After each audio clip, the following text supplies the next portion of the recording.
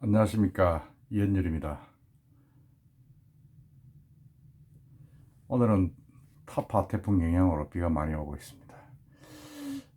오늘은 우리 부산 지역 국회의원들, 과연 20대 국회의원들은 공약 이행을 어떻게 했는가? 지금 임기가 이제 올 연말이면 끝이 나고 내년 4월에 선거입니다. 그래서 그 분석한 자료를 기사들을 한번 분석을 해보겠습니다. 분석에 앞서 저희 부산 지역에서 처음으로 실시되는 이 시사 관련 유튜브 방송, 연율 방송 여러분 보시고 구독 꼭 눌러주시고 좋아요, 평 부탁드리겠습니다. 부산 지역 20대 국회의원들 공약 이행률을 보면 지금 43%에 그치고 있다고 합니다. 43%라는 수치는 뭐 많으면 많고 적으면 적다고 볼 수 있겠지만은 19대 국회 완료 시점 부산 지역 국회의원 공약 이행률 54%에 비하면 11% 가까이 떨어지고 있는 겁니다. 이 분석은 한국 매니스토 실천본부가 지금 통계를 낸 건데요. 이렇게 많이 떨어지는 이유는 그만큼 20대 국회가 정쟁에 치우쳐서 제대로 일을 안 했다. 그래서 반정을 하는 것입니다. 특히 부산 지역이 이렇게 떨어진 이유 중에 하나는 대부분 국회의원들은 자유한국당이 다수를 차지하고 있는데도 불구하고 지난해 지방선거에서는 부산시장을 비롯한 지역구청장들이 거의 민주당에서 장악을 하듯이 했습니다.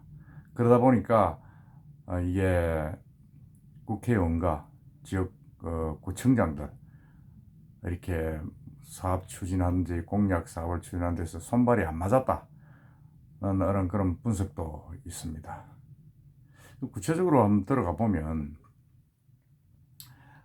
재선 의원들의 어떤 그런 공약 이행률이 초선보다 못한 걸로 나와 있습니다. 부산 지역 재선 의원 누구죠? 자유한국당의 김도읍, 장재원, 이현성, 하태경 의원들입니다.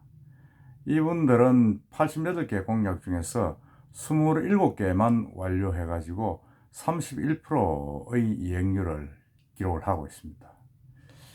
참 저조하죠. 평균보다도 한참 떨어지는데 부산의 초선들 지금 보면 박재호, 윤상직, 최인호, 전재수, 김혜영 의원들 이분들의 공약 이행률은 45%, 평균보다도 높은 편입니다.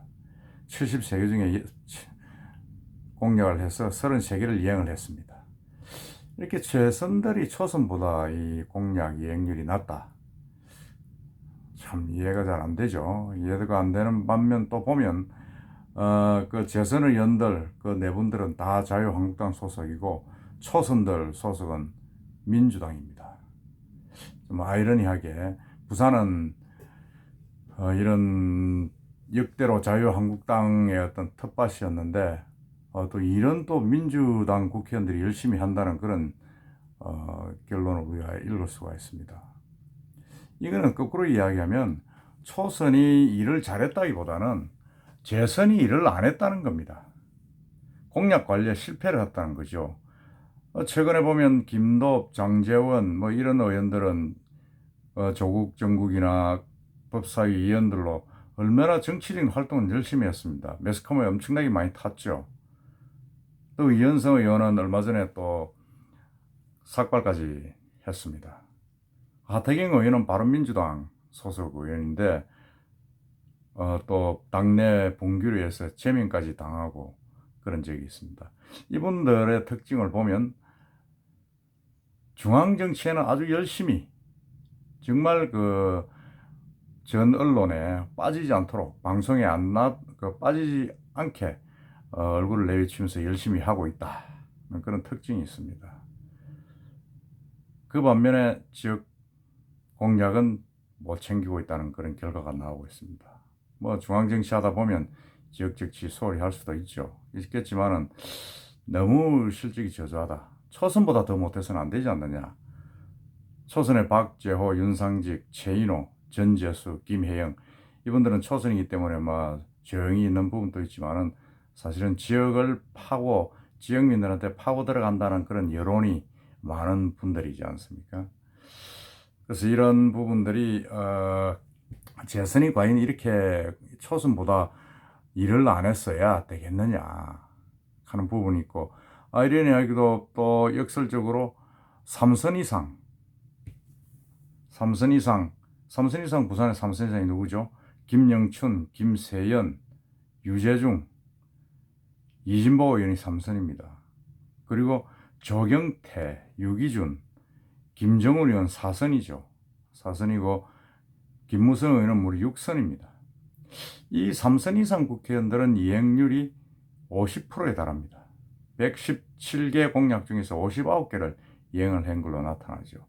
그렇다고 보면 우리가 지금 연말에 국회의원 공천을 물갈이를 해야 된다, 선수 많은 사람들부터 잘라야 된다 이렇게 이야기를 하는데, 일하는 기준으로 보면 이 재선을 다 잘라야 됩니다. 중진은 놔둬야 됩니다. 이런 아주 역설적인 해석이 나오는 거죠. 그만큼 이제 선수가 높은 국회의원들은 말빨이 중앙부처에 세기 때문에, 그리고 지역 장악력이 강하기 때문에 공약 이행이 많았다, 그렇게 볼 수도 있는 부분들입니다. 그래서 이걸 또 다른 한면에서 비교를 해보면, 지난 지방선거에서 부산시장을 비롯해서 지방 권력이 여당으로 전부 다 넘어간 그런 영향도 크다, 그런 분석이 나오고 있습니다. 시설 유치나 자연복지시설, 그리고 건립들 이런 대부분이 국회의원들의 지역 공약 이행을 위해서는 시나 해당 구청의 구청장들이, 시장들이 합의가 절대로 필요한데, 여대가 서로 바뀌다 보니까 야당 의원들이 불리할 수밖에 없다, 그런 해석이 나오고 있는 거죠. 실제로 예를 들면 한국당 김도보 의원은 부산시와 강서구청 반대로 추진 과정에 문제가 생겼다고 주장한 20대 국회 공약이 3개였다고 주장을 하고 있습니다. 그리고 같은 당 김중원 의원도 유소년 축구 전용 구장 건설이 남구청과 의견으로 확보된 20억을 제대로 쓰도 못하고 불용 처리해서 반납을 했다고 알려지고 있습니다. 바른미래당 하태경 의원 역시 달맞이 언덕 하늘숲길 조성 사업을 해운대구청이 일방적으로 폐기했다고 지금 반발을 하고 있습니다. 이렇게 이제 지역 민원들이 손발이 잘 안 맞고 이러다 보면 그 피해는 누구한테 갑니까? 결국 고스란히 부산 시민들한테 갈 수밖에 없습니다. 과연 국회의원들과 지방 정치를 담당하는 시장, 구청장들이 누구를 위해서 존재하는가 하는 존재 의미에서 볼 때는 이런 분석이 나온 자체가 참 있을 수가 없다. 정치는 정치고 지역 현안은 손발을 맞춰서 다 이행을 해야 되는 겁니다. 특히 국가 예산을 받아가지고 지역